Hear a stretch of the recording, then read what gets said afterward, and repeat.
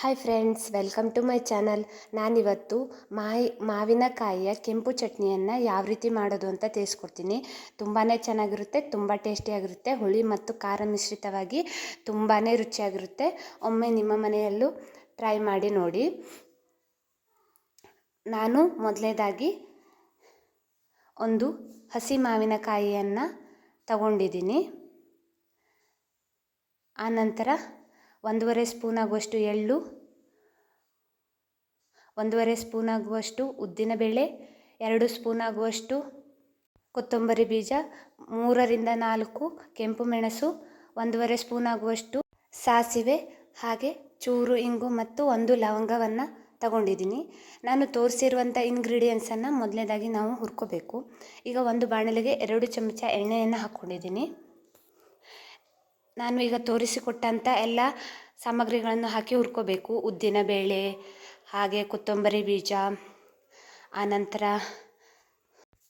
ಎಳ್ಳು, ಕೆಂಪು ಮೆಣಸು, ಹಾಗೆ ಸಾಸಿವೆ, ಆನಂತರ ಇಂಗು, ಆನಂತರ ಲವಂಗ ಹಾಕ್ಕೊಂಡು ಚೆನ್ನಾಗಿ ಹುರ್ಕೊಳ್ಳಿ. ಈಗ ಮಾವಿನಕಾಯನ್ನು ಚಿಕ್ಕ ಚಿಕ್ಕ ಪೀಸ್ಗಳಾಗಿ ಕಟ್ ಮಾಡ್ಕೊಂಡಿದ್ದೀನಿ. 2 ಮುಷ್ಟಿ ಆಗುವಷ್ಟು ಕಾಯಿ ತುರಿಯನ್ನು ಕೂಡ ತಗೊಂಡಿದ್ದೀನಿ. ಈಗ ಒಂದು ಮಿಕ್ಸಿ ಜಾರಿಗೆ ಹುರ್ಕೊಂಡಿರುವಂಥ ಸಾಮಗ್ರಿಗಳನ್ನು ಹಾಕ್ಕೋಬೇಕು. ಹಾಗೆ ನಾನು ಹೇಳಿದಷ್ಟು ಪ್ರಮಾಣದ ಕಾಯಿ ತುರಿ ಮತ್ತು ಹಸಿ ಮಾವಿನಕಾಯಿಯನ್ನು ಕೂಡ ಹಾಕ್ಕೋಬೇಕು. ನೋಡಿ, ಈಗ ಎಷ್ಟು ಬೇಕೋ ಅಷ್ಟು ನೀರನ್ನು ಹಾಕಿ ಚೆನ್ನಾಗಿ ಗ್ರೈಂಡ್ ಮಾಡ್ಕೊಳ್ಳಿ.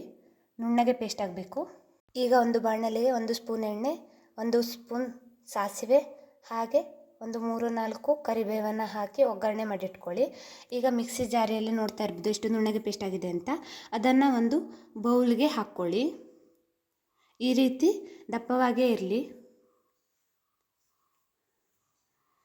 ಈಗ ಒಗ್ಗರಣೆಯನ್ನು ಕೂಡ ಹಾಕ್ಕೋಬೇಕು. ಆನಂತರ ರುಚಿಗೆ ತಕ್ಕಷ್ಟು ಉಪ್ಪನ್ನು ಕೂಡ ಹಾಕ್ಕೊಳ್ಳಿ. ಆಮೇಲೆ ಸ್ವಲ್ಪ ಒಂದು ಅರ್ಧ ಸ್ಪೂನ್ ಆಗುವಷ್ಟು ಬೆಲ್ಲವನ್ನು ಕೂಡ ಹಾಕ್ಕೊಳ್ಳಿ. ಈಗ ಚೆನ್ನಾಗಿ ಮಿಕ್ಸ್ ಮಾಡಿ. ಈ ರೀತಿಯಾಗಿ ಚೆನ್ನಾಗಿ ಮಿಕ್ಸ್ ಮಾಡಿ. ಇದೇ ಹದದಲ್ಲಿರಲಿ, ತುಂಬ ತೆಳ್ಳಗಾದರೆ ಚೆನ್ನಾಗಾಗಲ್ಲ. ನೋಡಿ, ಈ ರೀತಿ ಚೆನ್ನಾಗಿ ಮಿಕ್ಸ್ ಮಾಡಿಕೊಂಡ್ರೆ ರುಚಿಕರವಾದ ಮಾವಿನಕಾಯಿಯ ಕೆಂಪು ಚಟ್ನಿ ಸವಿಯಲು ಸಿದ್ಧ. ನಿಮಗೆ ಈ ವಿಡಿಯೋ ಇಷ್ಟ ಆದರೆ ಲೈಕ್ ಮಾಡಿ, ಶೇರ್ ಮಾಡಿ, ಕಮೆಂಟ್ ಮಾಡಿ. ನನ್ನ ಚಾನಲ್ಗೆ ಸಬ್ಸ್ಕ್ರೈಬ್ ಆಗಿ. Thanks for watching.